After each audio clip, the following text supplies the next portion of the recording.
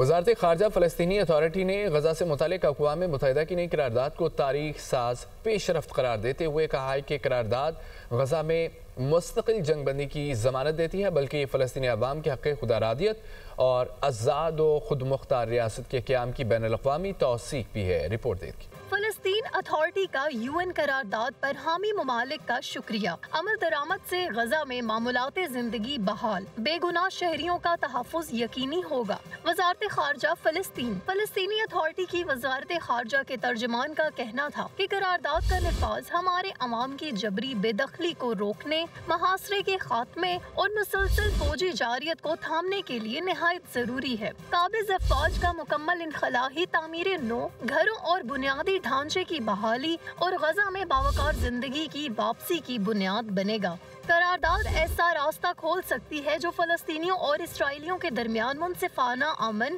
पायदार सलामती और बाहम एहतराम की फ़ज़ा कायम कर सकता है। फ़लस्तीनी अथॉरिटी सरजमीन, अवाम और इदारों की वहदत के फ्रेमवर्क के अंदर गजा की पट्टी की मुकम्मल जिम्मेदारी संभालने के लिए तैयार है। गजा, मगरबी किनारा और मशरकी बैतुल मुक़द्दस को रियासत फ़लस्तीन का लाज़मी और नाकाबिले तक़सीम हिस्सा समझा जाता है।